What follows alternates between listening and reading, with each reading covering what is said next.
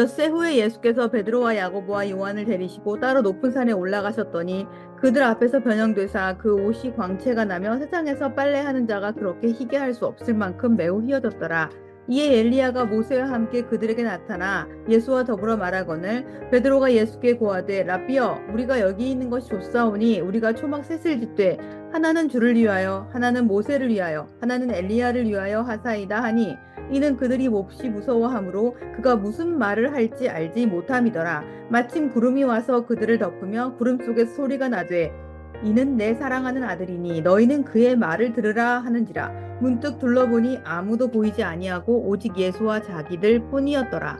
그들이 산에서 내려올 때에 예수께서 경고하시되 인자가 죽은 자 가운데서 살아날 때까지는 본 것을 아무에게도 이르지 말라 하시니 그들이 이 말씀을 마음에 두며 서로 문의하되 죽은 자 가운데서 살아나는 것이 무엇일까 하고 이에 예수께 묻자와 이르되 어찌하여 서기관들이 엘리야가 먼저 와야 하리라 하나이까. 이르시되 엘리야가 과연 먼저 와서 모든 것을 회복하거니와 어찌 인자에 대하여 기록하기를 많은 고난을 받고 멸시를 당하리라 하였느냐. 그러나 내가 너희에게 이르노니 엘리야가 왔으되 기록된 바와 같이 사람들이 함부로 대우하였느니라 하시니라. 오늘 본문의 사건은 마태복음과 누가복음에도 기록되어져 있습니다. 변화산에서 벌어진 일로 잘 알려진 사건이죠. 사실 산의 이름이 변화산은 아닙니다. 예수님께서 그 모습이 변화되신 곳이라 우리는 그 산을 편의상 변화산이라고 부릅니다. 예수님께서는 3명의 제자를 데리고 산에 오르셨습니다. 오늘 본문에는 드러나 있지 않지만 누가복음 말씀을 살펴보면 예수님께서 기도하기 위해 오르셨다라고 그 산에 오르신 목적이 기록되어져 있습니다. 예수님께서는 제자들과 함께 그 산에 기도하기 위해 올라가셨습니다. 자, 그렇게 본다면 예수님께서 변화되신 그 원인, 그것은 기도다라고 할 수 있습니다. 기도는 변화를 이루게 하는 원동력, 새롭게 되는 힘이다라는 것을 우리는 이 사건, 이 말씀을 통해서 알게 됩니다. 예수님께서는 원래 늘 기도하기를 힘쓴 분이십니다. 한적한 곳에 가셔서 기도하셨습니다. 예수님은 새벽 미명에도 기도하셨습니다. 밤이 맞도록 기도하신 장면도 있습니다. 또한 산에 올라가서 기도하시기도 했습니다. 사실 우리 주님께서는 아버지 하나님의 뜻을 다 아는 하나님이십니다. 그렇기 때문에 기도하지 않아도, 굳이 기도하지 않아도 얼마든지 날마다 새로워지실 수 있고 또한 모든 사역을 충분히 감당할 수 있는 능력이 있는 분이시지만 예수님께서는 우리에게 기도의 본, 기도의 능력이 무엇인지를 알게 하시기 위해서 기도하며 사셨습니다. 제자들과 함께 예수님께서 산에 올라서 기도하셨을 때 변화가 일어납니다. 그 옷에 광채가 나기 시작했습니다. 예수님의 그 얼굴 역시 해같이 빛나게 되었습니다. 즉, 이 모습은 하늘의 영광스러운 모습으로 변화되셨다라는 것을 의미합니다. 그리고 변화되신 그 예수님 외에도 제자들에게는 2사람이 더 목격되었습니다. 모세와 엘리야였습니다. 모세와 엘리야. 그들은 구약을 대표합니다.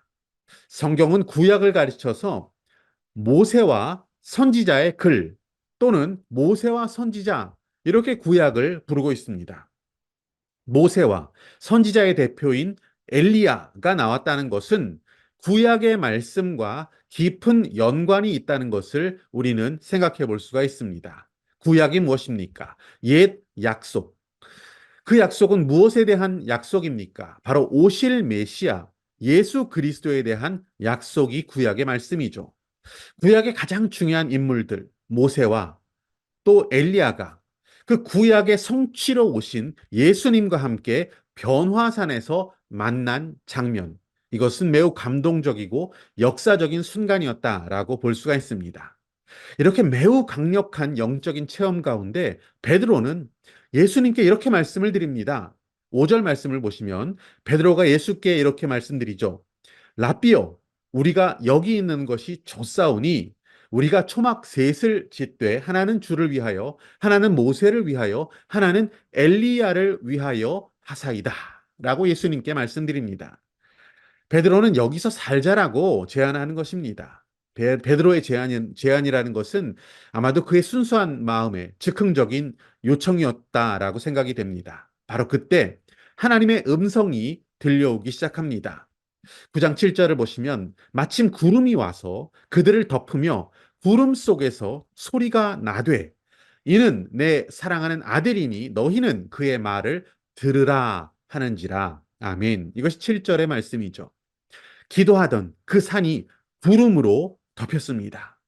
여러분 잘 아시듯이 성경에서 구름이라는 것은 하나님의 임재를 상징하는 것입니다. 구름 속에서 하나님의 음성이 들려오기 시작합니다. 이것을 보았을 때 기도하는 사람은 하나님의 임재를 경험할 뿐 아니라 새로워질 뿐 아니라 하나님의 말씀을, 하나님의 음성을 들을 수 있다는 것이죠. 하나님의 음성, 여러분 그 음성은 어떻게 들려집니까? 우리의 귀로, 물리적인 소리로 그 음성을 들을 수 있습니까? 여러분, 우리 귀로 음성을 듣는다라는 것이 어떠한 과정을 통해서 우리에게 들려집니까? 말하는 사람, 그의 성대가 진동합니다. 이 성대가 진동해서 공기를 진동시킵니다. 그리고 공기의 파장을 통해서 전달되어진 이 진동이 우리의 고막을 통해서 청각 신경을 자극하고 들리는 것. 그것이 바로 음성을 듣는 물리적인 어떤 과정이라고 볼 수 있습니다. 자, 그렇게 우리가 하나님의 음성을 들을 수 있습니까? 그렇게 물리적인 음성이 우리에게 하나님의 음성으로 들리게 되는 것입니까? 여러분도 잘 아시다시피 하나님은 보이지 않는 분이십니다. 존재하시지만 물리적으로 그분을 감각할 수 없는 하나님은 영이라고 성경은 기록하고 있습니다. 영이신 그분, 그분은 우리의 마음에 계시고 또 우리 안에 성령 하나님으로 내주하는 분이십니다.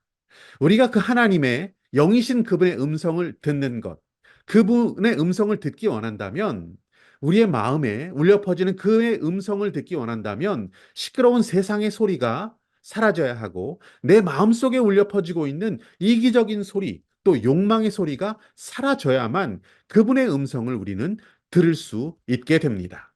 성경의 인물들이 들었던 하나님의 음성은 세미한 소리였다. 이렇게 기록되어 있습니다. 여러분, 마귀가 우리에게도 말하고 있습니다. 우리에게 주는 생각이 있습니다. 그 소리는 매우 격정적이고 강렬한 소리로 우리에게 크게 들려옵니다. 그 소리는 대부분 두려움에 관한 소리고 또 죄짓는 생각에 관한 것이라고 알 수 있습니다. 여러분, 우리 마음속에서도 우리의 소리가 들려오기도 합니다. 복잡한 우리 안에 소리가 있습니다. 대부분 그 소리들은 이기적이고 탐욕스러운 소리들입니다. 이런 소리들이 사라져야만 하나님의 세미한 음성을 우리는 들을 수가 있습니다. 내 마음의 속에 있는 그 욕망의 소리가 사라져야 하고 세상이 주는 두려움의 소리가 사라져야 하고 온갖 이 세상의 또 미디어의 모든 소리가 사라져야만 하나님의 음성이 들려오기 시작합니다. 그 세미한 음성을 들을 수 있게 된다는 것입니다. 내 안에 성령 하나님께서 말씀하고 계십니다. 하지만 우리는 그것을 들을 훈련도 되어 있지 않고 듣고 있을 마음의 여유도 없이 살아갈 때가 너무나 많다는 것입니다. 우리에게 말씀하시는 하나님의 음성, 그 음성은 분별되어야 들리기 시작합니다. 하나님이 주시는 생각이나 하나님 말씀을 정확히 구분해서 들을 수 있으려면 우리에게 영적인 성숙이 필요합니다. 또한 하나님과의 깊은 관계 속에 들어가게 되었을 때 하나님의 음성을 들을 수 있습니다. 또한 예수님처럼 기도하고 또 기도한다면 우리는 하나님의 음성을 들을 수 있습니다. 기도, 그것은 변화의 시간입니다. 또한 기도는 세미한 하나님의 음성을 들을 수 있는 그 음성이 들리는 시간이며 새로워지는 시간입니다. 과연 우리에게는 그러한 변화산의 시간이 있습니까? 기도의 시간, 기도의 처소가 우리에게 있습니까? 우리는 기도하며 주님의 음성을 듣기 원합니다.